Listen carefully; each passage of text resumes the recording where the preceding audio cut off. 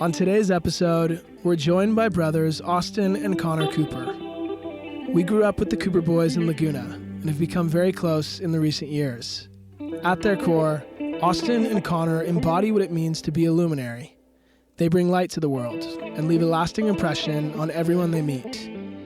They carry with them a rare spirit of curiosity, adventure, and joy in everything they do, be it surfing their home breaks, learning a new skill, or in this case, setting sail halfway across the world on their 1975 westsail 32.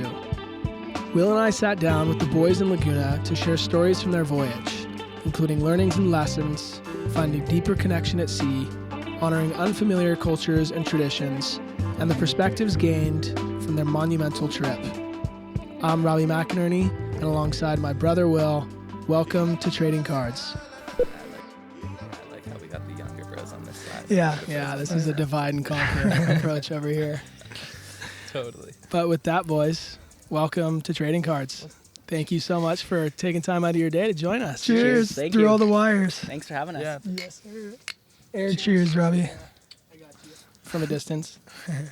We were just talking about how it's pretty special to think that we all grew up in Laguna, and it wasn't until recently that Connor, you and I first, became close, and now Stin, it's come full circle. You lived on the street that my parents now live as well, so it's been really cool to just foster such a strong relationship in short order.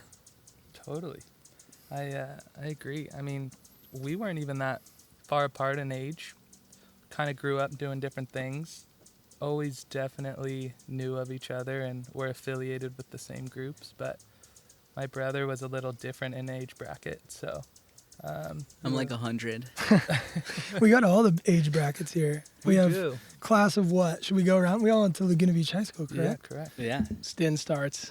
I'm Age before beauty. 1912. I Carved graduated in in the stone. 2008.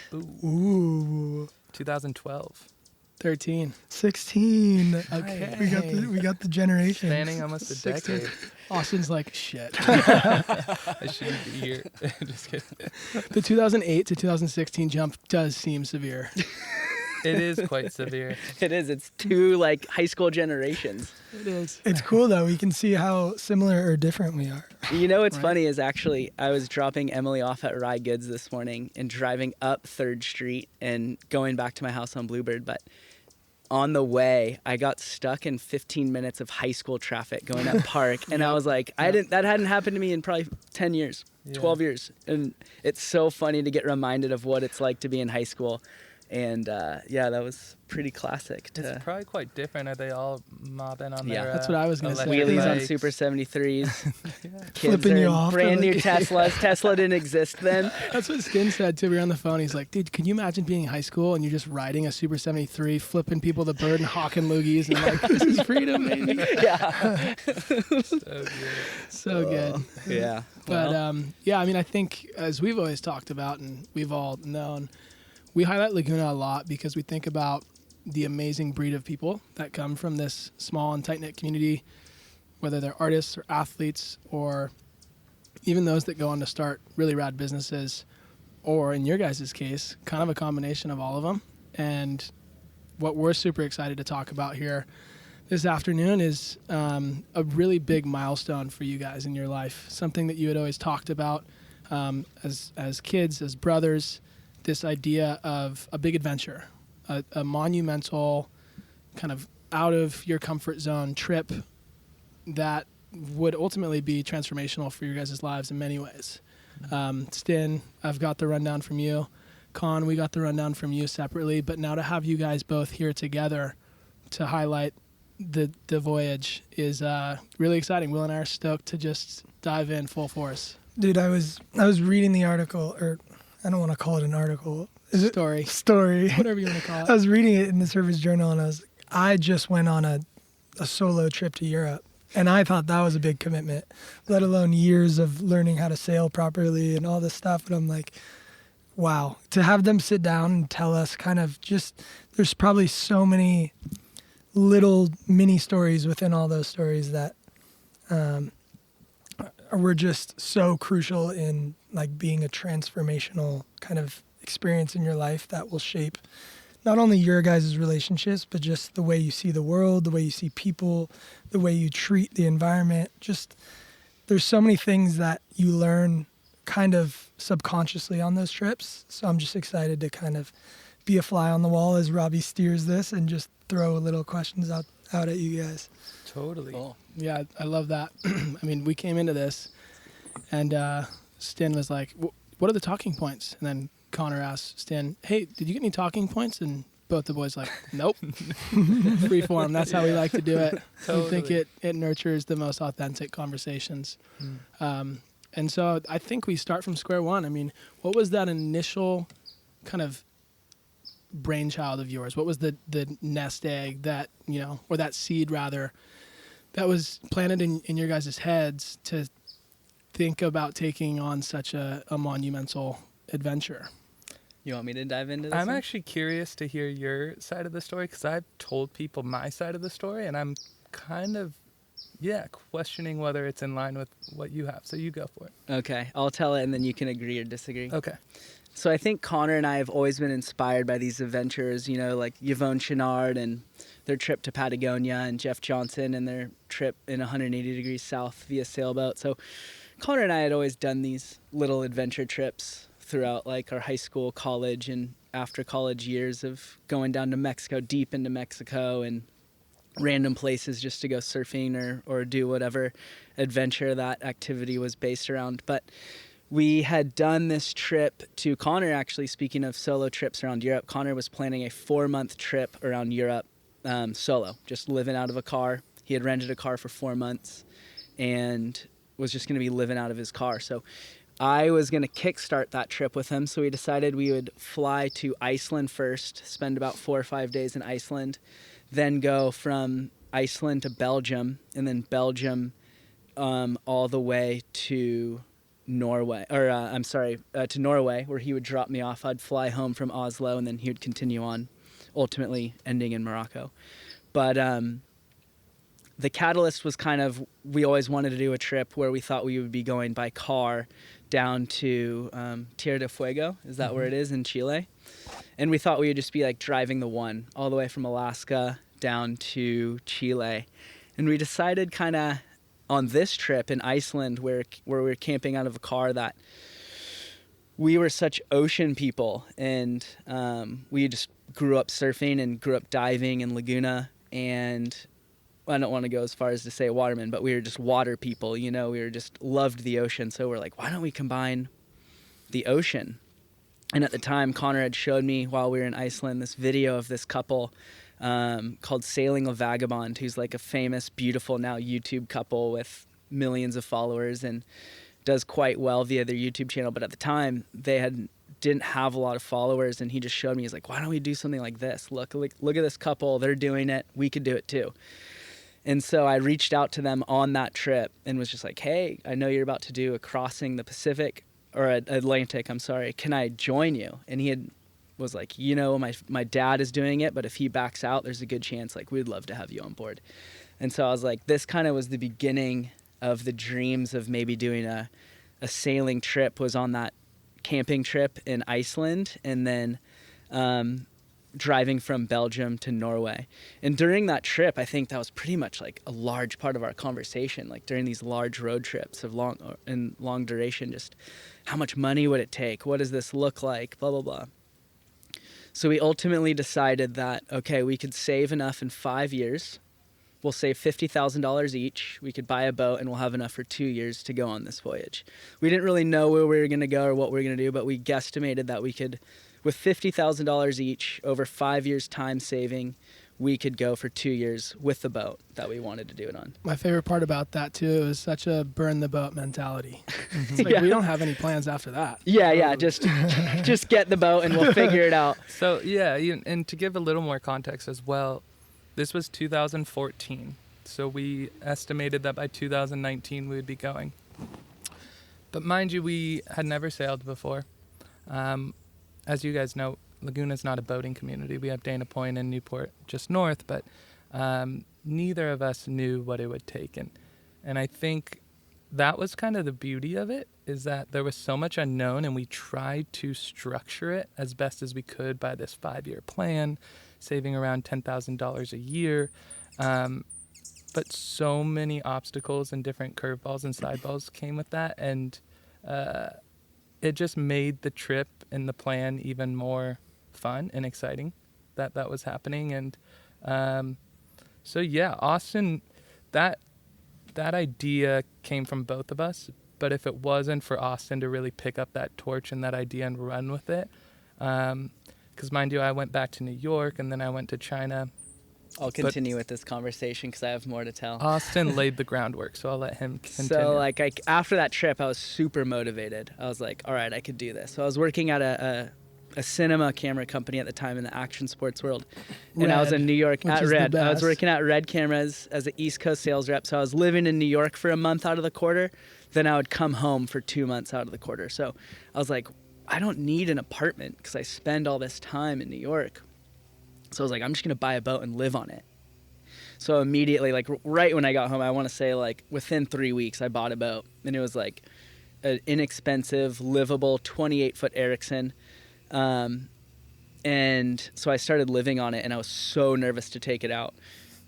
And, excuse me, all my friends from college were like, come on, we need to take it out. Let's go. You're never going to get your like feet under you. Like, we'll be your buoys. And I'm like, okay, let's go. So we take it out in Dana Point, and this is like within the first month of me having it. And I could have sworn my whole life I saw people go under the bridge. And I smacked the bridge and snapped my mast, and it comes down on my friend like Rory's like brand new Rolex that just like shatters his sapphire. Like, I'm so glad nobody died. And I was just like, what happened? And I was like, straight what? Into like, debt. I was like, Straight into debt. I was like, this is the craziest thing. I bought the boat on like debt, and then I like have a $14,000 mast to repair. I was like, I'm such an idiot. Why am I sailing? Why are we doing this? And so I was like nervous this whole time. Like, we're not ready for this trip, even though it was still 5 years into our future. Yeah. And so I had to like get the money together. Thankfully, Alec had, my friend from college, had made me a GoFundMe, which was super nice. And so I think it covered like half of the cost of the mast, which was huge. So that gave me enough motivation to be like, okay, let's just continue to do this. So then I spent the next, like few months just like living on the boat and getting comfortable with it. And we were continuing to save. And then Connor was in China at the time. And he came home and surprised our family for Christmas. We were in Yosemite, and he had like secretly flown home, drove up, and surprised our family at this hotel we were staying at. My mom called it a blue Christmas because she was like really sad that Connor was gone. Oh. So he came home Christmas Eve, and then on that Christmas morning, we were handing out like Christmas presents, and he hands me like a huge envelope of $11,000, and he's like, this is my first year already. And it was like 3 months in, and I was like, you have your first year paid off already for our trip? Like, okay, let's go. Like, I'm doing this even more. Like, that was like a triple down after the mast effect that like, I am going to do this. Between the GoFundMe and then that is just like a perfect setup of, oh, we're on. Yeah. We're taking this on. And so after that, it was kind of just like practicing on the boat, living on the boat, and just trying to get as much sail time as we had. Because like Connor mentioned, we didn't grow up on boats. We grew up in like surfing. Nor did you and diving. come from a family of boaters, sailors, any of that, Neither, right? yeah. I mean, you talk about Laguna not only being, not a sailing community, but also you don't come from a lineage of sailors or those that know how to even kind of operate a boat. Totally. Which is wild. But I think the key aspect that kept at least me going, and probably you, is that accountability. We just, being brothers, like, could always talk, could always keep each other in check. I would say probably once every other month, be like, hey, how much do you have in your savings? Hey, how's the track going? But as I mentioned, I was kind of abroad a large majority of this prep work that Austin was really honing his sailing skills, living on his Erickson, while I was just focused on saving those dollars and doing the best I could to read books. I was reading books and looking online and blogs and different things as much as I could, but he was really getting that water time, his sailing feet, while I was kind of just doing the prep work behind the scenes of making sure I had those pennies saved. Yeah. So that was kind of the intro to that. And I'd done maybe 2 trips in South America. Like, I would have exactly a week off vacation, and I'd fly in and fly out on the same day, which in sailing is so difficult to do. And looking back on it, I just got so lucky where I did a trip from Hualtuco, which is in Salina Cruz, where like the famous rights are in surfing. And I did it to El Salvador, and the guy's like, yeah, it should take about 6 or 7 days. And I'm like, I was so naive. I'm like, perfect. I have exactly 7 days of vacation from Red. Here's my vacation time, then I'm flying straight back to New York. And usually that never happens. Usually it's like 7 to 10 days. Like, you can't time something. And just literally the morning we landed at 7 days at sea, then just flew straight back to New York. And I was like, it was like, yeah. So Radical. It all kind of worked out. That's the quintessential kind of dive in head first, don't ask questions, figure it out on the fly. Yeah, I think just like anything in life, I think the sailing trip has been the biggest metaphor for my life in terms of like when people are like talking about things, I always go back to it because it taught me so much just about like just doing it, just do it. Right. Me too. And that long-term planning, I had never done that before. And to do that for my first time with you was really cool because, again, that accountability aspect. But I've never had a 5-year plan that I slowly, incrementally worked at. And it was hard. And without you, I definitely would not have done it. So it taught me a lot as well, just that long-term planning and following through and those small baby steps, and that accumulation builds to something great. And that was really rewarding. I love that. And I think in this instance, it truly was, and not to be dramatic, but life or death to a degree, where you knew you were going to put yourself in very challenging and dangerous situations halfway across the world. And if you guys weren't fundamentally sound and aligned in how you would carry about your approach and long-term strategy, things would go awry. And I think that's wild. I think there was part of it too of not knowing, because if I would have known how, definitely the naivete, because if I would have known some of the scary situations we would have gotten ourselves into, or how difficult it would have been, or even how much would have went into the planning, and then from the planning going into the actual sailing, I don't know I think I would have still done it, but I would have been a lot more hesitant. I think, that naivety, it kind of blinded me and put on those tunnel vision goggles that I was just like, whatever, it'll be cool. I was just like, I can't wait for this location, or how we're going to score surfing this location. That's what I was thinking about. I wasn't thinking about kind of the life or death or those scary situations and moments, which probably helped in the long run. Yeah, I feel like even going back to you saying like, oh, I have 7 days of work off, I can make it down to El Salvador and fly out. Like I think the only way to encapsulate that is just calling it youth and having that stoke and just going for it. Because like from my perspective, if I were to think about, doing a trip like this, just the sheer thought of the size of the ocean would slow me down. But maybe, I put a 5-year plan in and really start chipping away at it. It makes it, it's like the saying, like, how do you eat an elephant? Like, one bite at a time. You just gotta, it's crazy though to think like there's almost just that nature. And it seems, I get to know you guys more today, but it seems that you guys just have this natural stoke for traveling. I mean, just to hear Iceland, all the different countries and trips, and China, and just this, I guess, excitedness to explore. Totally. Ultimately just led to your guys' success within that exploration. I think the Cooper boys in so many ways embody the true essence of a luminary, and those that live not only in the present, but also for the experiences that come each day with people, with even travel and adventure, which could be as close as, our neighborhood, street or backyard. But you guys are such sponges when it comes to these daily experiences, whether they're halfway across the world or in our neighborhood. And that's been something that's long inspired me, I would say. Because Thank you. It's hard to find that these days. Yeah, and I mean, just to backtrack a little, what has fueled your guys' desire to travel? I think, everyone kind of, especially at my age or younger, you kind of have these aspirations of like, oh, I'd love to see Europe or I'd love to see Asia, but it's really hard to put the plan in or save up the money or actually follow through with that. Is there something from your guys' childhood or a parent or a friend that's really kind of led you guys to kind of this lifestyle where you guys are just stoked on life like this? Yeah, I think we grew up traveling. Our parents, like, from a young age took us, and we were so blessed to be able to go on these really cool, crazy trips to, like, Africa or Ireland or wherever. So I think they definitely instilled that travel bug in us. And then it kind of continued on into, like, doing solo trips or even trips with Connor.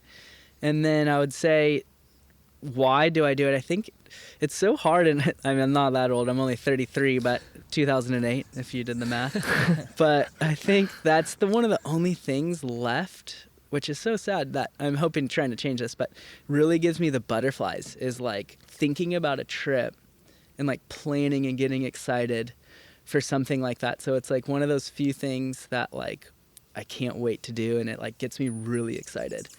For sure. Austin and I have talked about a lot. I think definitely the parents were the catalyst, and then Austin mentioned the Mexico trips. We did like a little canoe trip out to an island off of Mexico. I did a long like kind of skateboarding trip. It wasn't that big, but I then, after the sailing thing, and my brother and I have talked a lot about it, I get those butterflies with this like plane, trains, automobiles type of adventure, like unorthodox travels. There's something about traveling through a different medium or using a different means of travel to go long distance, or it doesn't even have to be long distance, but just getting from point A to point B in an unorthodox way really, really excites me, and that's what gives me the butterflies. So I'm hoping there's a few more adventures that we've talked about in the future. So It sounds like there will be. I think something that comes to mind for me is this level of spontaneity, but there's also a level of planning that kind of informs that spontaneity and kind of guides that. Because it feels like with, I did the same thing. I went to Europe and I was like, I'm buying a departing flight and my first place to stay, and then after that, I'm going to figure it out. But, with that, there's also, like you guys are saying, you have to plan for some of these bigger trips. But how do you guys walk that fine line of like, okay, let's make sure we have a plan in place, but also keep that ability of just being able to look around and act on the fly and meet people and go that way and then turn right and then turn left? That's a good question. Yeah. Personally, for me, you might have a different answer, Austin, but I think your companions and your crew is pretty vital and plays an inherent role in that. Who you travel with is super important. Some people are flexible. Some people are very just stringent with what the plan is and need everything to be set up and outlined perfectly. And so, yeah, I think for me personally, who you travel with is super key. And luckily, Austin and I share a similar demeanor in how we like to travel. And similar to your Europe trip, you have kind of like a point A and a point B, and the in-between is the fun part, to try to riff and let that spontaneity kick in and see where it guides you. So yeah, the crew is super important. I agree. I think I like to do trips around activities, like around like one discipline, right? Like I'm here to surf, I'm here to hunt, I'm here to whatever. And so once you like plan a trip around a snowboarding trip to Alaska or whatever, you're like, okay, the main goal is to do this, but everything else like will just fall into place, and you just have zero expectations, zero whatever, and it's just fun things always happen around things when you're doing things that you love and with people that you love. So that's kind of how I've always liked to approach trips. And so it gets old dining and drinking your way through a certain place, so it's always fun. It's fun for a few nights or a few days or whatever, and then you're like, okay, well, I want some spontaneity here, so let's just like plan it around this, and then weird things always happen when you just have like an open mind, I guess. Yes, definitely. Yeah, I think a number of things come up. The first one around kind of your question of spontaneity and then also crew. I don't want to botch it, but there's that kind of ancient Chinese proverb that talks about, the son of a farm owner, and they lose a horse one day, and he goes back to his dad, and his dad says, I don't know if this is bad or not yet. I can't say. And then the next day, a bunch of horses come back to the farm, and now they have a bunch of wild horses. And his son's like, look at this, is this a miracle? And his dad's like, I don't know, I can't say. And then more good things happen, more bad things happen.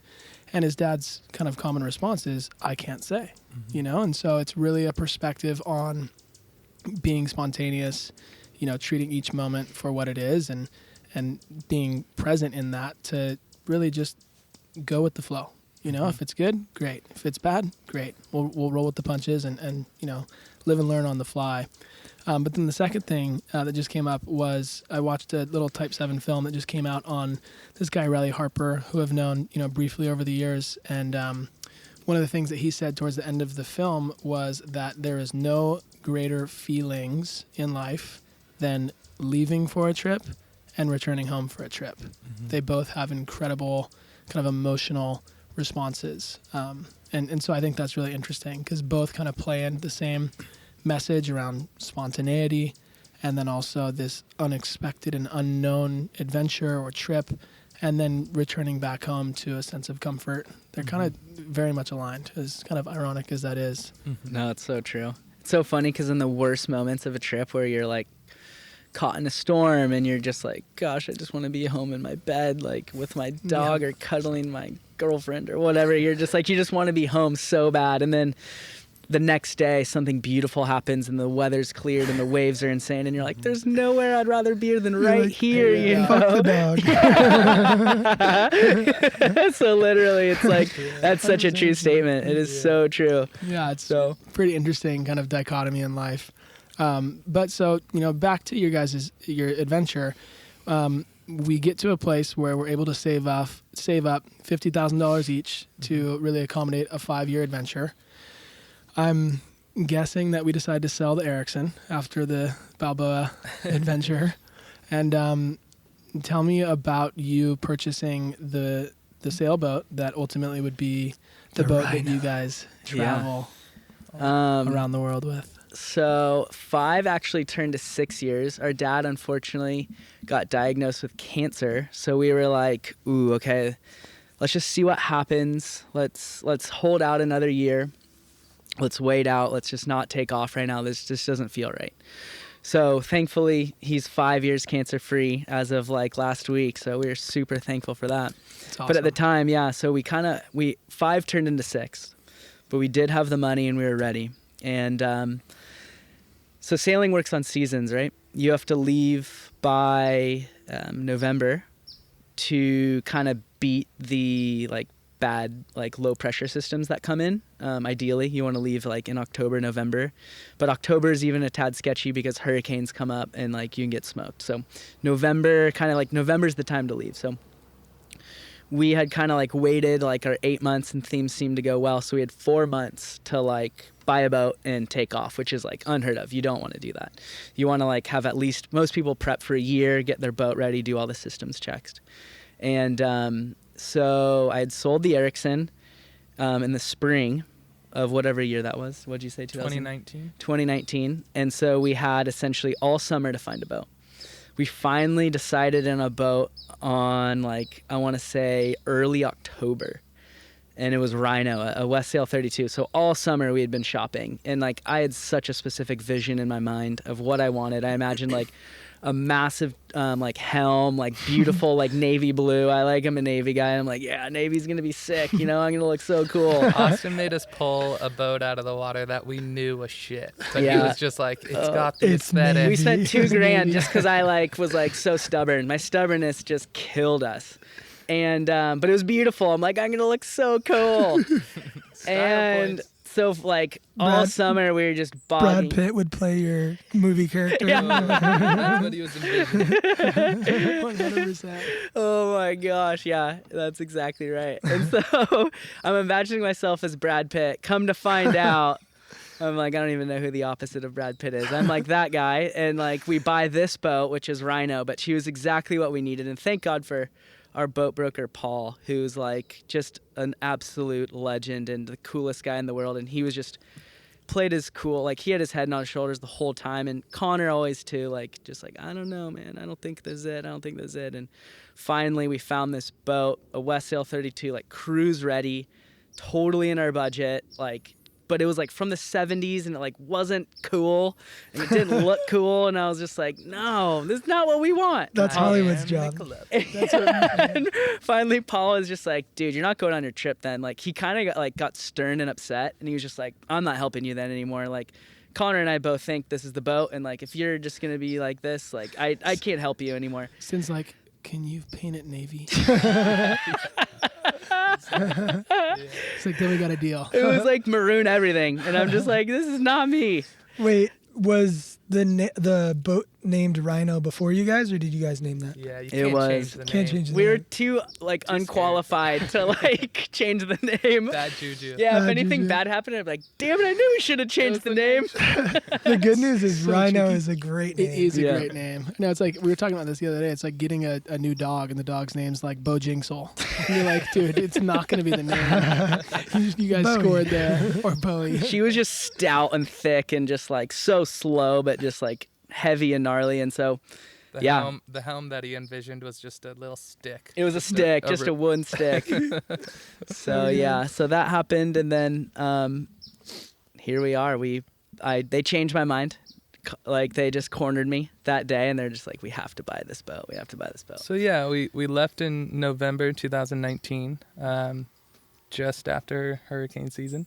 Yeah. And you also have a deadline trying to cross the Pacific. So that deadline's usually like May at the latest to get you across. Yeah. Because you got to cross in a certain amount of time. And so we had about like 5 or 6 months, give or take, to make it down Central America. Yeah. And we didn't exactly know how we were going to cross the Pacific yet. But And so for those that have not yet read the journal article, briefly describe to us what your proposed route was. What was not only the stops along the way, but the ultimate end destination. funny enough, there wasn't one. I love it. I think it was always keep it Indo rolling. or PNG. Yeah, we always debated. I had higher hopes. I was looking far, but we were always like, let's just get across the Pacific, and so that would put us at around Indonesia, Papua New Guinea, and then really we had our eyes on the best surf spots because we're again not really sailors. We were looking to surf, but we didn't. We had different expectations, I guess, on how easy or difficult it might be to anchor and surf. We always, dreamed of just like, oh, we'll just pull up and the waves are going to be firing every time. And we're just going to drop the anchor right in the channel and jump off the boat. And it didn't normally turn out like that. But as Austin mentioned, we had done many road trips throughout Baja. And certain spots in Baja are very difficult to get to via road. And so we're like, we definitely want to get there sailing. And that turned and proved to be difficult as well. We actually tried to kind of go against all sailing advice and kind of power through a storm, which got us into a little trouble. And Whose call was that? Both of ours. probably a little bit of both. More his, though. He's so chill. I know. Yeah. He's so chill, and I freak out, and he's just like, dude, it's fine. Come on. Yeah. Good. And I'm just like, okay, I probably got fine. us into trouble, and that was our second day, or third really. We were trying to get to Central Baja and surf some remote destinations, and we got ourselves caught in a little storm, and our engine went out and stuff. But so we definitely wanted to surf a few spots in Baja. We definitely wanted to surf some of those right points in Salina Cruz, and then really our goal El was Salvador, maybe a little bit. our goal was just to surf as remote and good of waves as we could. And we really didn't have certain destinations or an itinerary at all. Again, because you're sailing, you're kind of dictated by seasons. So we knew we had somewhat of a timeline. But other than that, it was really just trying to look at swells. And sailing, especially on Rhino, is one of the slowest activities or means of travels that you could do. So you're like, we're 200 miles away. The swell's there. We could just drive there in 5 hours. But in our boat, that took us like 2 days. So it always like missed the swell.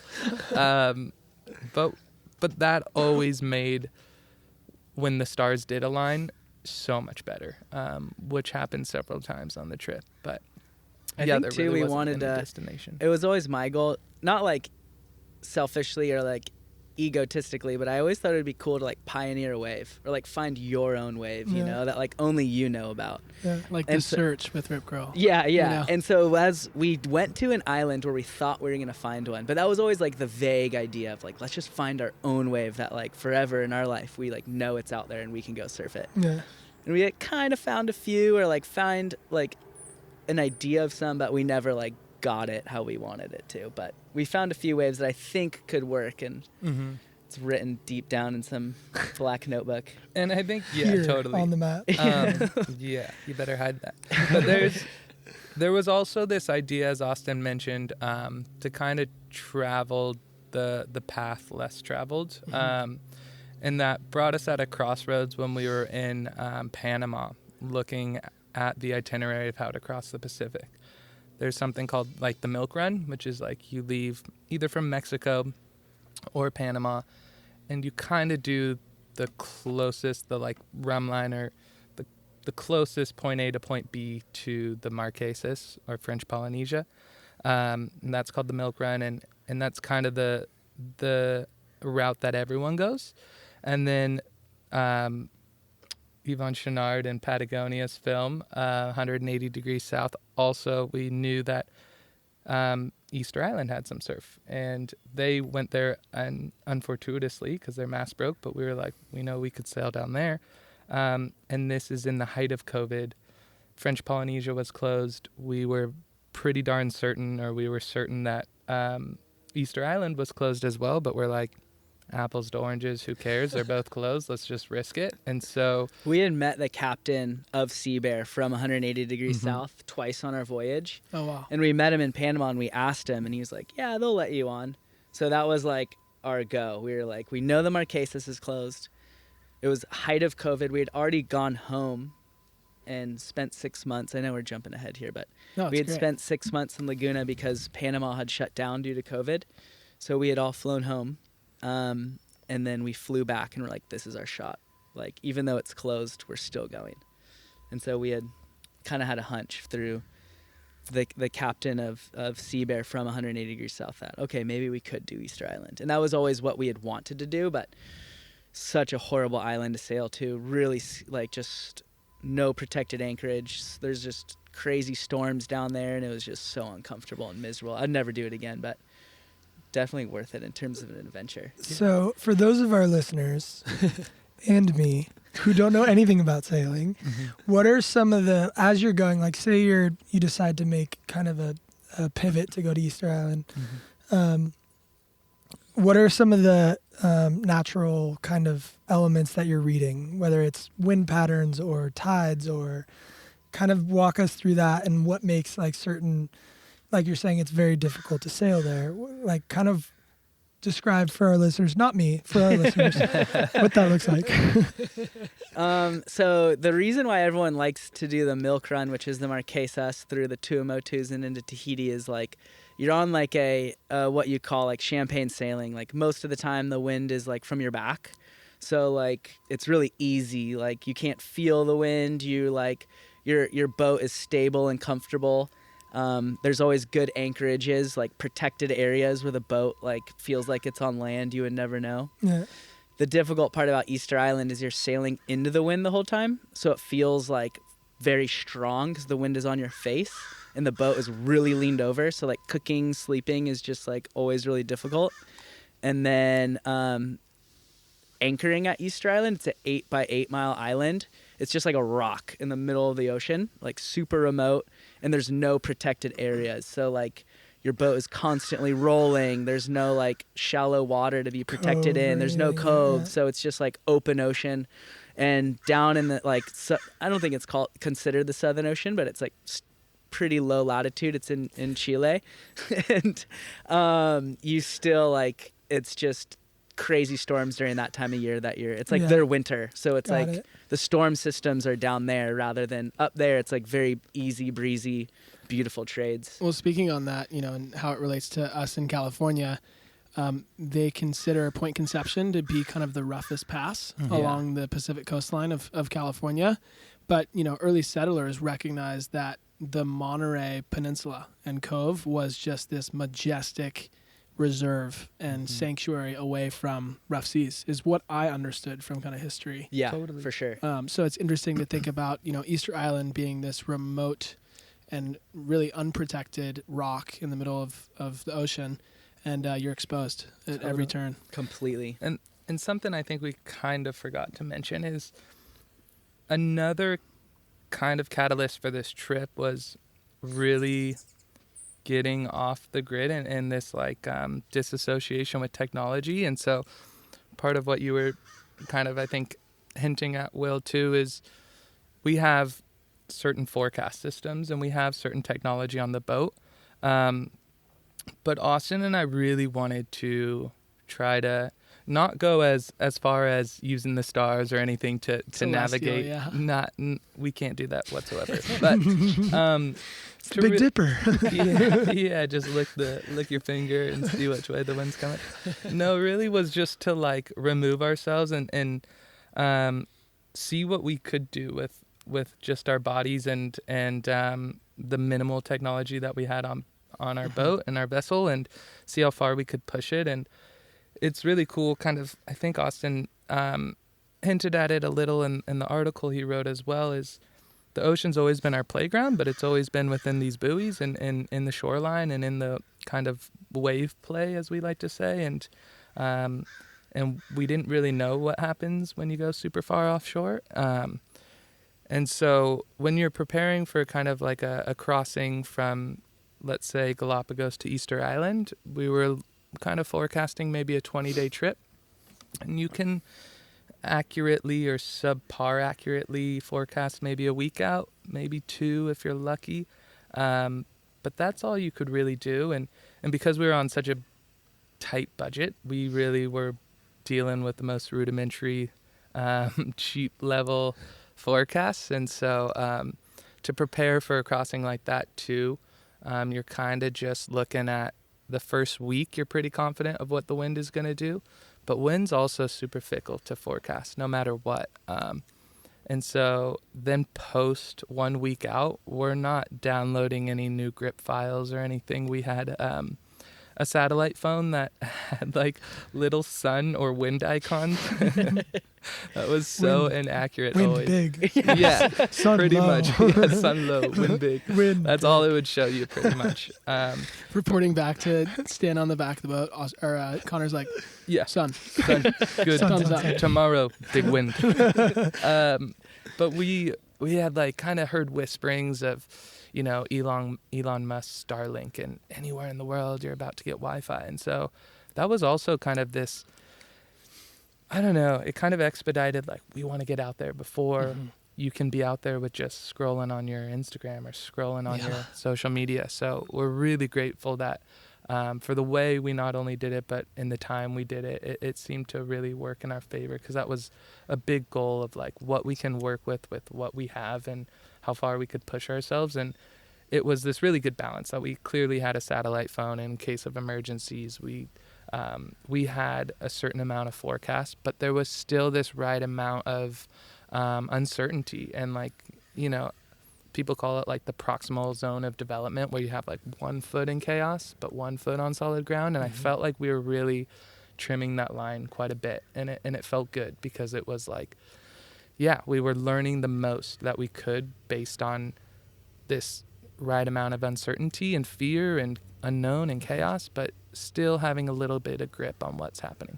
So you have this initial 6-month stint, and then the trip has to be put on pause because of COVID. You fly back. And in that moment of reflection, looking at your initial leg of the journey, what would you say the biggest learning lessons were for you guys from that initial kind of leg of the trip that you would then apply into the second half of your adventure? That's a great question. I would probably say off the bat, just it sounds so simple and cheesy, but like just go or just turn left out of the harbor, because there's so many times, twice, 3 times more specifically, where I was just terrified. And Connor was such a great sounding board and just source of inspiration and confidence of like, it's going to be okay. Let's just go. Because I wasn't going to end the Brad trip. Pitt never dies in the movie. And I was fully faking it as a side wingman. I was that like, yeah. But I wasn't Brad Pitt once I had Rhino. I was the opposite of Brad Pitt, whatever he was. So I was like, that guy always dies. But yeah, so just go. Just have the boldness to just do it. You know, just with the best that you have, just keep going and don't give up, because the trip never would happen. There was so many times where I'm like, we could stay here for a month and I'll get my bravery back. But it's like, the more time that led on, I would have been even more afraid. So just turn left out of the harbor and keep going. What about you, Con? For me, it was more that like we could do it, like the Confidence. not that the planning was the hard part, but because I was so naive, I thought like, oh, if we could just get on the boat, then we can do it. And at that point, we had come somewhat far. We had made it further than our goal was to obviously cross the Pacific, but in my mind I was like, nah, we're really not going to do it. And so once we had made it to Panama and had already gotten ourselves in and out of very sticky situations, I was like, we got this. Even though the largest crossings and the hardest was probably yet to come, again, it's that naivete that was probably kept going, and I was faking it till I made it. And just You made it. And you made it. my brother was just asking me all these questions like, you think we can do it? And I was like, yeah, for sure, man. For sure, definitely. No. Again, I love how Connor was the one that suggested, be mindful of who you travel with. Connor's just like absolute pushing people into avalanches and storms. And at what point of the trip does Mr. Jack Wynn join us? So this is pre-COVID. Poor Jack, but it worked out in his favor, actually. He met us in Costa Rica. We picked him up in Tamarindo and quickly loaded up with a few quick provisions. And funny enough, the COVID thing came on like a freight train. Austin mentioned we left out of Hualtuco in Mexico and did about a 6-day crossing down to El Salvador. And while we were in Hualtuco, we were scoring some of the best waves all trip, really scoring Barra de la Cruz and some Mexican right point or sand bottom points. And then we did this. We had heard little whispers and ramblings of COVID, but nothing really. And then we get to El Salvador and we try to disembark. And before we could even step foot on the dock, there's people in hazmat suits shooting little temperature laser guns at our forehead, and we're like, what is going on? It has to be the most surreal. It was so surreal. We had no idea. They eventually let us on. We were in El Salvador for about a week or two, and then we left to another like 5 or 6 day crossing further south to pick up Jack in Tamarindo. And even when we picked up Jack, we're like, dude, this COVID thing's kind of weird, but whatever, let's go have fun. So we picked him up that day, pretty much jumped on board and started making our way down to Panama. And another 6 or 7 days had passed, because that was our crossing. We're on the slow train. Our boat's super slow. It's also far though. It's far. It's about 500-600 miles. And then when we get to Panama, we get to the port captain's office, and normally it's empty. There's no one in the port captain office, and this time there was a huge line out the door. We're like, that's weird. Okay. We wait, we get to the front, and we give them our passports and stuff, and they're like, all right, you're checking out? And we're like, no, we're checking in. We just got here. And they're like, no one's checking in. What are you talking about? Everyone's leaving. The country's closing in a few days. And so we were kind of blindsided. We're like, whoa, what do we do? And that put us in a predicament of like, we had actually just met Austin's girlfriend, Emily, at the time. She flew in, and she said the same thing. She's like, the airport, everyone's leaving, the country's closing. So we had about like 3 or 4 days, I think it was 3 or 4 days, to make a decision. Do we get locked in the country, because the whole country was closing down, no more flights out of the country? Or do we somehow figure out what to do with Rhino and and not necessarily give up the dream, but put it on pause with the uncertainty of not knowing what's to come. And so we all made the decision together, me, Austin, Jack, and Emily, to fly home. Got it. Damn, it's insane. Yeah, I can only imagine how surreal that was. And I think, you had told me that your now fiance, she was waiting for you in the local town for, I think, a couple days. I think it was maybe like a day. But still, no connection. She No was just connection. like, I hope they're safe. I hope they're still coming. Yeah. Radical. Yeah. Really just She was have frustrated. shaped her. She's grown to be such a strong woman. I'm so proud of her. I love was a you, little Emily. upset. She was rattled, but now Sure. that would not rattle her in the slightest. I think she would. Yeah. She's just grown so much. But yes, that did happen. Wow. She was like ready to go home, and we're like, "Hey!" And she's just crying. She's like, "I thought you Damn. died." That was like, it no. was a tough crossing. See, that once one. again, the whole sailing thing, like, we're like, yeah, we'll be there in 5 days. It took us like 8. So now it's like, that's how it happens. That's how it So goes. good. Yeah. Damn. Okay, so, here we go. Second leg of the trip. COVID, happens. You guys have to fly home. And we're gearing up for the second part of the adventure, which would end up being what dots on the map? So we were now, like, we had come home for like 6 months maybe. And left Rhino down at port? Left Rhino. Just once a week, I would get a WhatsApp of a video. And I would pay him maybe once a week or once a month just Guys to just like get boozing that on your video. boat. He's like- Seriously, I wouldn't be surprised after we saw some of the stuff that happened. I'm like, We thought oh. he was a Venezuelan agent, CIA, like some crazy agent.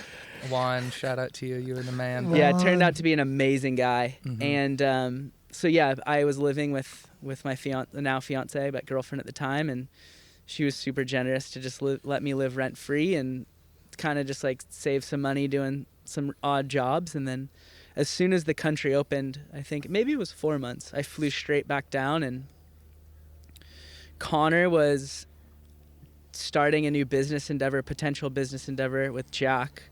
And so I didn't think he was going to come on the second leg of the trip. I thought that maybe was it for him. And so I knew how much work needed to be done. We needed to clean the fuel tanks, which was such a dirty job. We ripped a few sails, so we needed to change sails. We needed to do some things on the motor, like fuel filters, carburetors, and everything like that. And we just needed to do a whole bunch of work that I estimated to be like 2 months. So I flew down immediately once the country opened just to start work, which was in January. So we had January, February, yeah. And we were planning to leave by like late March. You flew down in December. I flew down in January. Oh, you did? And then we left in February, yeah. Okay, thank you. So yeah, I flew down thinking Connor wasn't going to fly down, and Juan did keep the boat safe. Thank you, Juan. And he had introduced me to this guy, Rika, who was my age and didn't speak any English, and I hired him out for like, I want to say it was like $20 to $40 a day, and he just was like incredible. Like, helped me do all the craziest work on the boat ever, and like jobs that just like I had no idea what I was doing. And so I hired him out for like a month every single day, and we just worked together, him and I.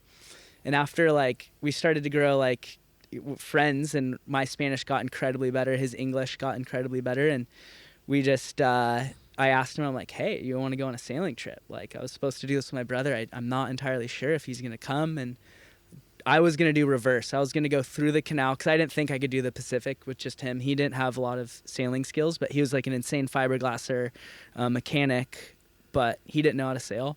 So I was like, I could do the Caribbean by myself with this guy, and I'll reverse. I'll go to Portugal, and I'll sail the Atlantic backwards. And then about a month and a half later, Connor kind of just called me and was like, dude, I can't miss this opportunity. Like, let's finish what we started.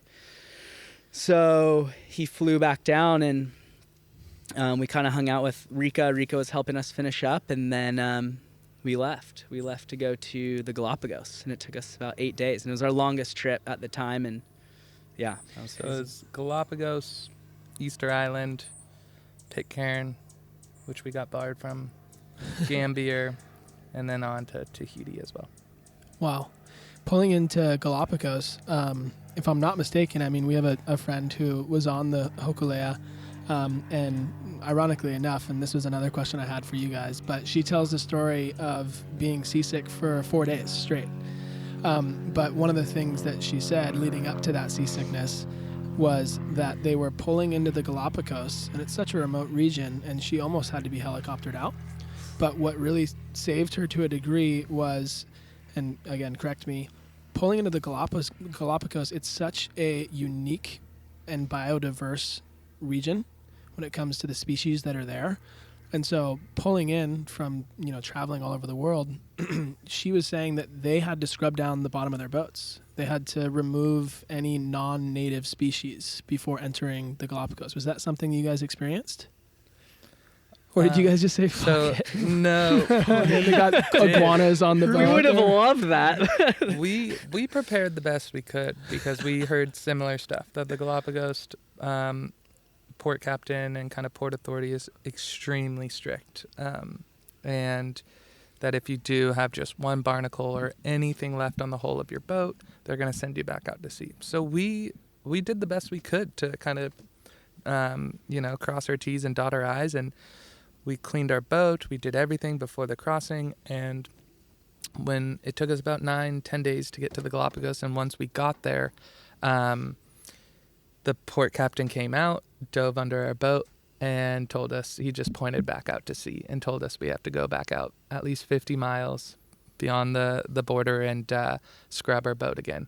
So we were extremely devastated. What's that process like? So we were really defeated because it was a long trip. All you want is a beer. We were like, all right, we had a no drinking policy, like no drinking, no other party things while we were like sailing. It's just like although we cheated on that. We cheated on that trip because we were like, we crossed the we crossed equator. Yeah, we crossed the equator. You have to dump something out to Poseidon. You got to take a shot, and then we did end up kind of partying as we're coming in because the Galapagos is right on the equator. I don't think anyone will blame you. Yeah. So he points his finger back out to sea. We just put our heads in our chests. We were so defeated, but we gear back up, and it's 50 miles out, so that's a half a day out in terms of how fast we go, and then a half a day back. So it's another day of sailing. And then on top of that, we get out there, and you're in the middle of the ocean. As Robbie was mentioning, extremely biodiverse, so we're thinking sharks quite a bit. So we break our rule once again, take a few tequila shots, pop a little fun stuff, and just like go at it. We're like, me and my brother look at each other like, you first. No, you first. And we crank on some music. Yeah, there's like dolphins, a pod of dolphins and like massive stingrays jumping in. We're like, is this a good thing or a bad thing? It was a good thing though. We were just like, all right, dolphins are here, no sharks. Yeah. And so we jumped on in and spent probably, we did it excess. And we spent probably another 4 or 5. Yeah, this is great. Thanks, brother. I'll take the Coors Light. Younger guy. Some mid-break refreshments. Thank you. Got to drive later. Thank you. And we spent, probably 4 or 5 hours, 50 miles out at sea after like 10-day crossing, scrubbing the bottom of our boat again, and then we spent another half day sailing in, and the next day we're just crossing our fingers as the diver goes back under our boat to check our hull, and we passed the second time. So. I'm sure that was such a liberating feeling. If you're going to the Galapagos, clean your bottom. Clean your bottom. Clean your bottom. Which one? They are not joking around over there. They do their homework. And it was terrifying.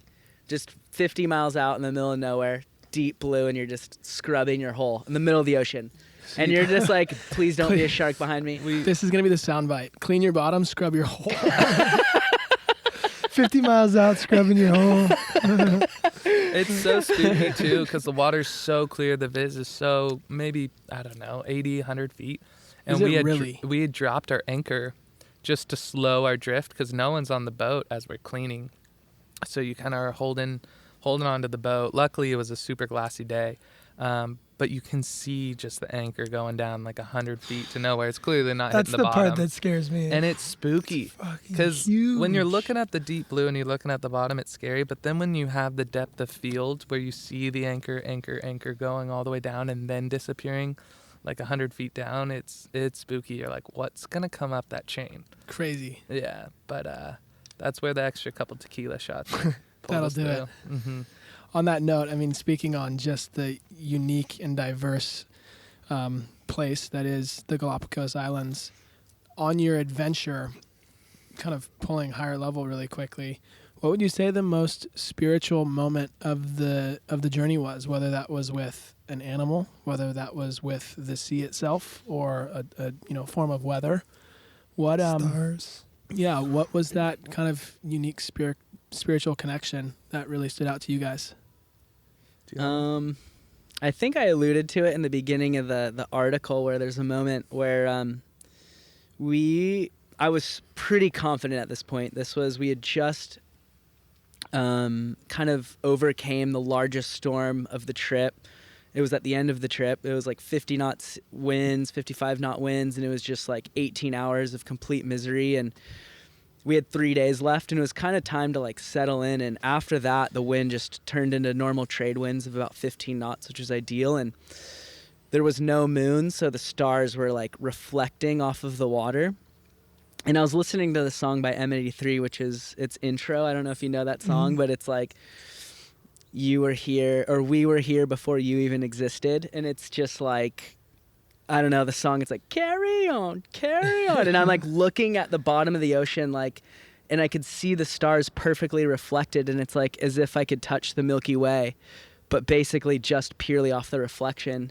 And I'm like, kind of just overcame, like, or like flowed with, if you want to call it, like with this like experiential like nature moment where like not a lot of people get to like have, and you like overcame it, kind of letting yourself go. And there would be moments on that trip where Connor and I wouldn't even talk. We'd just be back and forth, and it would just be kind of like we were alone, and you wouldn't talk for moments at a time, just kind of like eat and sail, and just to be alone for that time. And I think just like that moment of kind of overcoming that and being able to like touch the Milky Way, and you just feel so insignificant, and there's this just like greater magnificence that we are all a part of, was pretty special.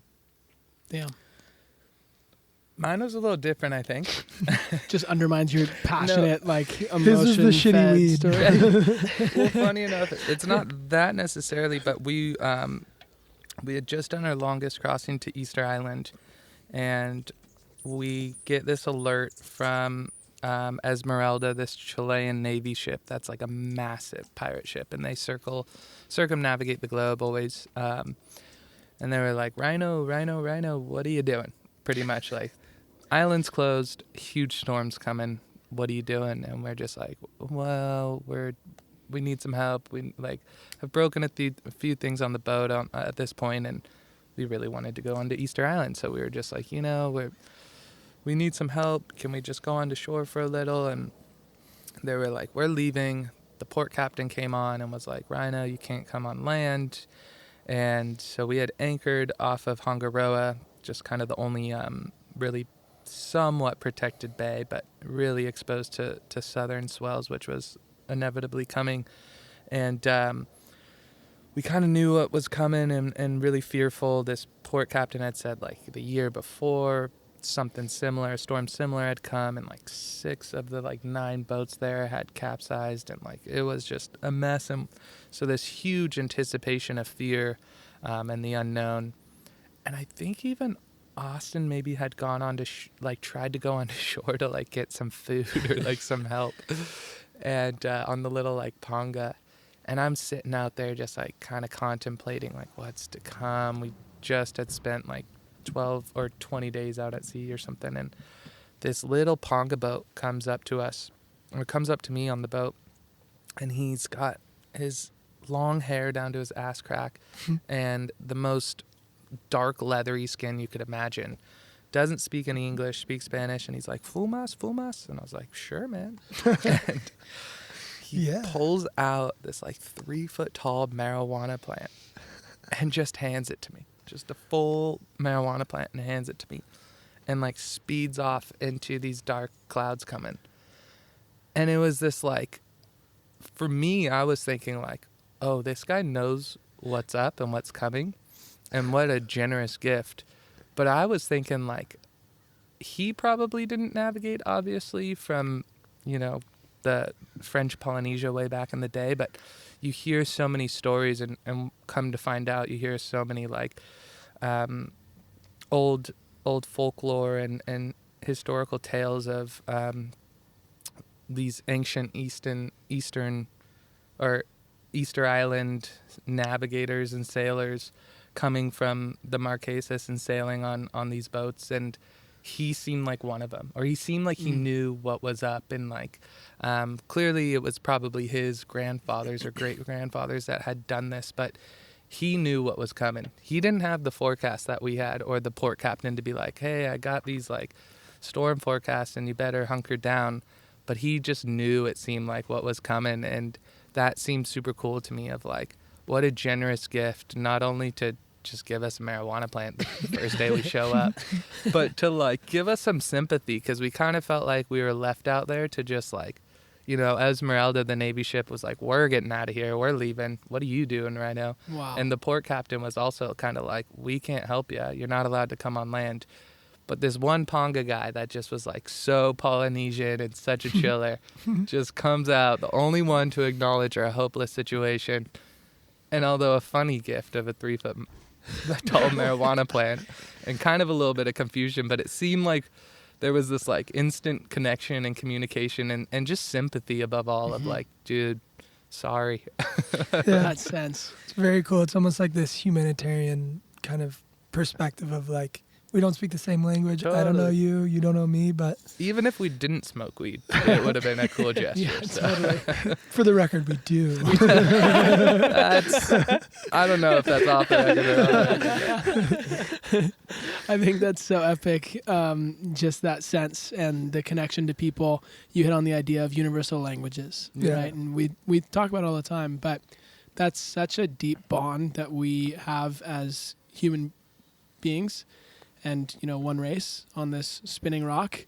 And you know, in your story that you wrote, there were a couple instances where you were in a place and you were asked to really partake in certain traditions and customs that were non-native to you and very foreign and scary as well. Tell me a little bit about that and how that was a unique kind of connection that was made as well to not only people but place and also their cultures and traditions. There's one instance in particular. Connor's like, I already said the marijuana story. I'm trying to. I think. Oh gosh, I don't even know off the top of my head. Well, when we were in the Galapagos, we met this very excited, the most stoked surfer you could ever meet, named Eric, and he just wanted to surf. He had the biggest smile, full of braces, always food in his teeth, and just like the funniest laugh ever.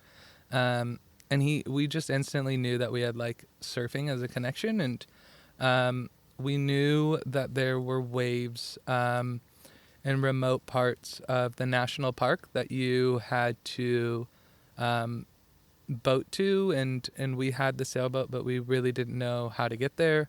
We knew that you kind of had to get permits since it was national park, and Eric was a huge advocate for taking us on an adventure, and so he didn't have much to offer because he was he really just was like, hey, if you pay for a boat or if you take me, I have a large finca or farm, and I will bring all the food and I will prepare everything and I'll show you the best waves of your life. We knew that there was a big south swell coming, good swell direction, good period, but we had no idea how to get there. So Eric was kind of the key to unlocking a lot of really cool surfing destinations that probably, in essence, were my favorite part of the trip. To Austin's point, we always wanted to discover our own waves, and although I know that we didn't discover these waves because I've seen other people surf them, but surfers that I admire for their adventure. But we ended up spending a whole week camping out in the national park, and not one soul did we see. We didn't see one other surfer, one other boat. It was really just our crew. And yeah, we had to bring like a whole generator to like, you know, power a lot of the camera stuff that we tried to film on, and it was really cool. And so to your question, Eric invited us to the farm and was like, I have a pig and these chickens, and but I want you guys to kill them. And so Austin had to partake, and Austin stepped up to the plate and partook in killing his first warm-blooded animal as a pig. Younger brother. Oh, Younger brother. There it is. See, Thank you, that's a bro. younger brother move right there. younger brother doesn't have to kill the pig. No, yeah. Austin will do it. What? Pretty much. That was. Austin said he would. I saw. I swear pig's I just saw like him sitting pee in the his corner, pants. like Yeah, he's like, I'll kill you. I'm like, yeah, okay. No, what's funny actually is there was part of that because me and Eric, so he has this farm, me and Eric had to wrangle the pig and then tie up his legs, and it was squealing and just going nuts and violent, more violent than I anticipated. And I could look over in the corner of my eye. Austin's just holding the knife in his hands with his legs quivering like, oh, shit. It really is. I mean, I haven't done it other than like a fly, but I imagine. Hunting flies. Little brothers, we're not going to do it, dude. Will's like, I can relate. I can Silver Lake relate. flies are fucking insane. No, the mosquitoes. The mosquitoes look at you. No, but I can only imagine just like the thought of, here's a pig, it's alive now and it won't be alive in 30 seconds. It's probably a very kind of, you have to get yourself over that hump, I imagine. And yeah, we're so numb to it in our Western culture because we have everything at our disposal. 30 seconds down the road, we can go to the grocery store and forage, right? And Hunter-gatherer. Hunter-gatherer, right? As Hunt at the farmer's market Yeah, every at the Saturday farmer's market. with my double mocha. It's so funny. Austin with a knife at the farmer's market. Like, who the fuck is that guy? I honestly think, though, this Ecuadorian Eric knew that. He knew that we had never experienced that, and he does that on a weekly basis. So he was just like, I'm going to watch these guys quiver in their boots. Yep. Like, I want to see this. And we sure did. Oh, yeah. I was like kind of geared up like, oh, I can wrangle this pig.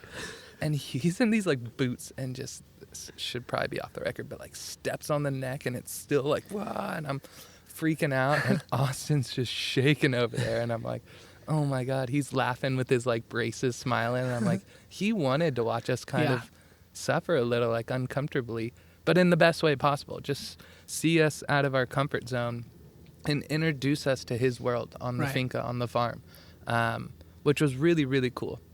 I think that agrarian and primitive way of life is, again, something we've gotten so far away I was of just in our thinking the Western same culture. thing. What, are you guys scheming as Agrarian younger? word of the entire podcast. I've yet to use mine. Waiting for a moment. Connor, as we started the podcast, was like, yeah, I read up on the vocabulary, like, the I last read the couple days. dictionary Read the yesterday. dictionary. Yeah, on the vocabulary, the dictionary last 2 days. Great, we'll go with agrarian. Anyways, back to my point. That's something we've gotten so far away of in our Western kind of culture and society, and it's a very kind of difficult subject for many people to discuss or even converse on today because it seems violent, it seems inhumane, and in many ways, I mean, you hear many people that are in this space, whether they're hunters or fishermen or picket, and they say that there's nothing that connects them deeper to life and our environment and nature more than that. And it truly does speak to how we are as people, and that's such an admirable way of living. I mean, this guy has this farm, and by him saying to you, if you get us there on a boat, I will provide in not only food, but also in waves. Yeah. And what an amazing gesture, no different than the 3-foot, weed plant, right? But that's just, it's really inspiring in many ways to think about that way of life. Yeah, that's what I noticed.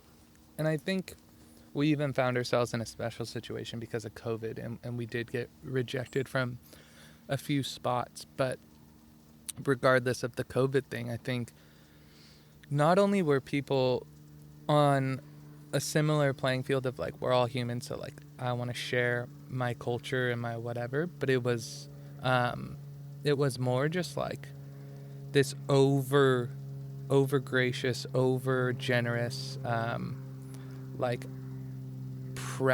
pride. I guess like pride of like, this is what I live every day, and let me share it with you. And it wasn't even like a teaching. It wasn't like, they kind of knew that we were transient, that we were passerbys, that we were just voyagers coming in. But I think that is what made that expression of like, I get you for a certain amount of time, please let me like, because we experienced it at Pitcairn. We weren't even allowed on the island. And these big like Maori, like kind of like Kiwi guys with dreadlocks came out with produce and like a bunch of things and clearly wanted us to come on the island, but the mayor of the island wouldn't let us on. But there were so many circumstances like Easter Island, like Galapagos, that it was this overly joyful excitement to just like invite us into their world for even this split second of time that they could, just to show us. Damn. Yeah, I think that there's so many things running through my head. The first one is not only what an incredible experience for you guys to have, but also to share that as brothers. You know, Will and I coming into this conversation, right, as brothers do, we're like, fuck you, right? Because it's just part of the nature of it. And I'm sure you had many of those on your adventure. But to be able to experience that together, I mean, if you think about any, you know, adventure or journey or experience with friends, family, a stranger, it brings you so close as one and forms in many ways an inseparable bond. And that's just really inspirational and admirable for me to think about. Just to piggyback and give a little more context, Robbie and I had a little feud before this, but through this, you know, just all functional things, all healthy things. But like he's saying, like, you know, through kind of this conversation and hearing about your guys' journey, especially together, I've even felt like I little transparency. I was like, God, this has made me feel so much closer to my brother. Just listening to you guys talk and listen to your experiences and how you guys are different. You know, you're kind of the warrior, you're kind of the fuck it, and that's For sure. kind of us too. The warrior and the fuck it sail the world. What's so funny is everyone we encountered on the trip, they didn't know we were right off the bat that we were brothers. And then out of a few minutes of conversation, we would admit, oh yeah, we're brothers. And they would be like, what? How do you guys not rip each other's heads off every day?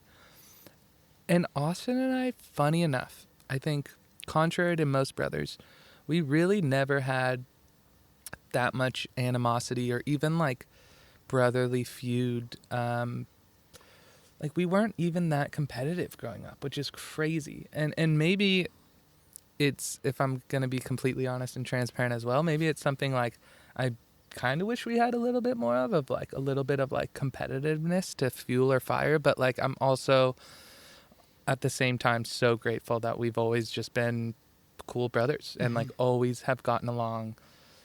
I think there's only been one situation when I was like 8 that I tried to punch you in the face, and other than that, I think like we've really never gotten in fights. And so yeah, everyone we came across was like, how do you guys not kill each other? How do you guys not fight?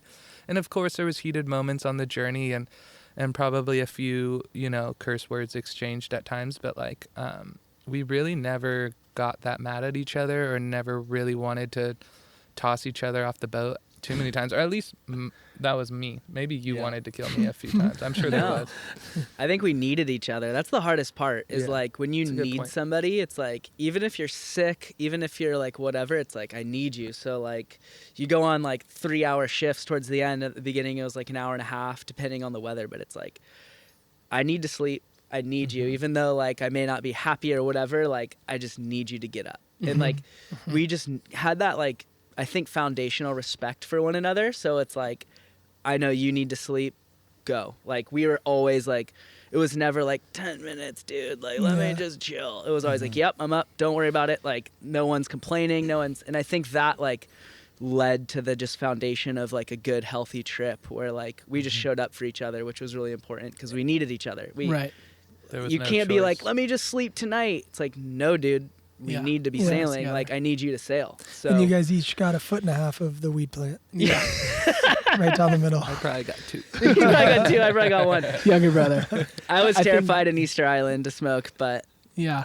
I think Yeah. that's the irony, though. I mean, as Will said, and I think this is the environment we've always wanted to create, and this kind of setting via a podcast or kind of video talk show, whatever you want to call it, allows us to be open and transparent and human. And Will and I saying, "Hey, we're brothers, and it's par for the course, and it is what it is such a beautiful parallel to your guys' voyage across the world.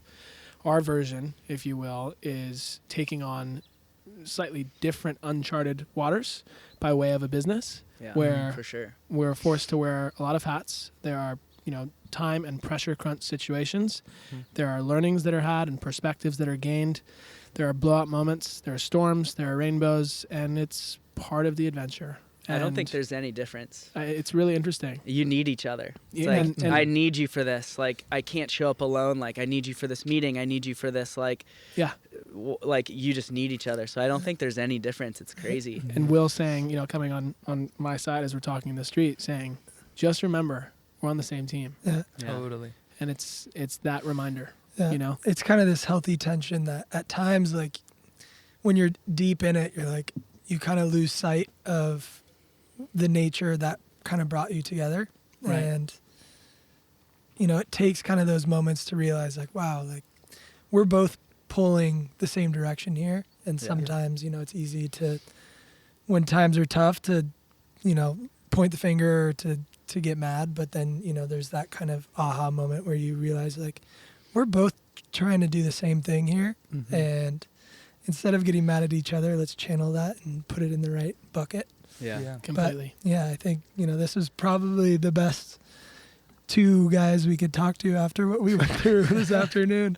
It's killer, Yeah. and I think that's what makes this dynamic so cool is, we, as we, hinted on, and then have spoken on here this afternoon, love this dynamic, the idea of two brothers, two pairs of brothers coming together and talking about parallel journeys and adventures in different senses has been really, really cool. And I've asked, and Will has asked a series of questions, many of which have tied back into your adventure, your journey.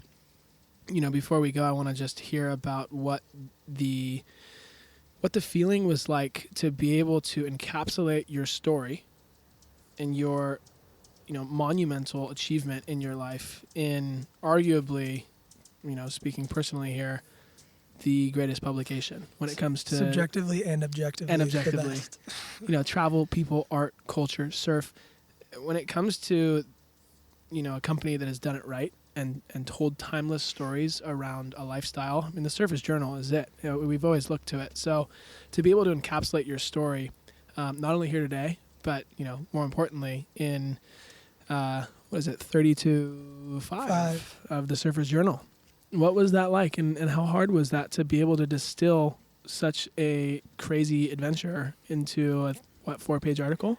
Definitely a boyhood dream, for sure. Yep. I couldn't have done it without Connor. He's a much better writer than I am. He wrote the whole Easter Island section. That was all him. And then, he definitely made my writing a lot better. And same with Alex from the Surfer's Journal. And it's, definitely just a boyhood's dream, like, to come true, especially to do it with my brother, who is somebody I look up to extremely. So it's definitely, I'm forever thankful. And we're telling your dad outside, actually, it's funny that it was supposed to come out earlier, actually. It was supposed to come out in the spring. I think it was supposed to be like 32.3. And then I got an email from Alex, the editor of Surfer's Journal, and he was like, hey, how do you feel about us, like, pushing it back? I'm like, yeah, of course. Like, what's the reason? He's like, oh, we want to do like a whole magazine, like a whole journal dedicated to like the surfing and sailing aspect. And I'm like, oh, wow. Like, who else do you have in it? And he had mentioned a few of the names like Torrin Martin and John Florence and Trevor Gordon. I'm like, yeah, no worries, please. Like, those people I look up to extremely. So that was kind of the icing on the cake, was just having it be in like an outer waters kind of category of a whole magazine or a publication dedicated to just kind of surfing and sailing. So that was like a huge treat for me to be in there with my sailing, surfing icons. And that was super special. Yeah, I ditto that. I mean, it was an honor, and it was most of Austin's doing. So I was kind of just in the background, and I kind of got to be a fly on the wall and just enjoy it. And kind of, I was in Australia for most of it, and just got to kind of get those periodical updates from Austin, just like, you know, especially when he mentioned it was going to be this Outer Waters sailing edition, and who else was going to be featured in it. Such an honor. So cool. Austin honestly wrote most of it, if not all of it, and I applaud him greatly because it was, I think, such a good, not only narrative of kind of the story from beginning to end, because it was a difficult task to try to encapsulate the whole voyage, but which I think he did such a great job at, but also really cool to see it partly from his perspective and to really reminisce over it. I mean, we filmed a lot of the trip, which will be kind of hopefully me and Austin are still yet to really talk about it, but kind of project 2 will be kind of putting together. I mean, I think the big thing that we really talk about is it was never for even everyone's eyes, although it's really cool that everyone gets to enjoy it, and we love sharing the story.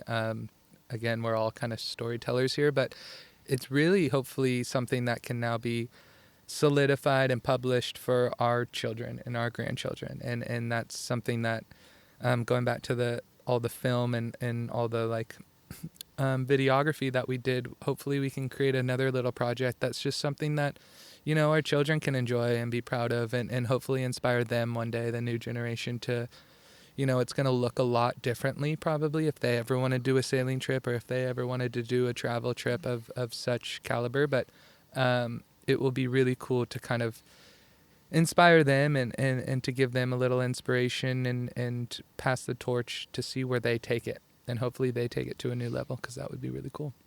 I love it.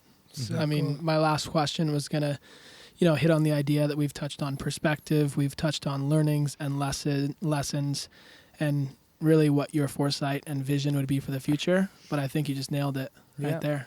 So yeah, hopefully it's just to inspire through storytelling. And just lastly, to wrap up, I think you guys have done such a cool job, and I want to applaud you guys with Wilbo, because the storytelling that you do through apparel and just even the store and the flagship place you guys have here in Laguna is such a cool place to convene. I went there. I've been gone for the last year and a half, but I went there last week or a week and a half ago, and probably the day I got back to see if I could spot you guys. But was the first time I had seen it since you redone it. Into a little like wine bar hangout, and it's just so cool because hopefully, and I know it is probably a place that you can just go and share and relax and hang with the homies and storytell. And I think that's what we're here on Earth to do, is to storytell. So thank you guys for that. Yeah, and congratulations for creating a cool space in Laguna where we can share our adventures, and that is such a clubhouse haven to like be able to do that. So and I love what you guys are doing needed. with Wilbo, and continue to embark and to continue to push the limits of your guys' own brotherly journey. It's really cool, and hopefully a lot more to come. thank you, boys. Thank you so much. You're such an inspiration to us and so many, and we're just grateful to be on this adventure alongside you guys. So cheers to many more in the future. Cheers, brothers.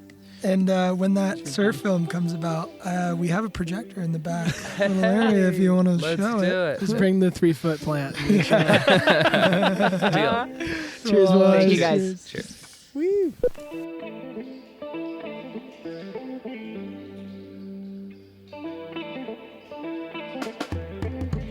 Thanks for listening to Trading Cards. For more information, you can visit us at wilbousa.com or follow us at Wilbo. To join us at one of our upcoming events, please see the calendar page on our website, or if you're in the area, visit our Laguna store at 353 North Coast Highway. We look forward to seeing you.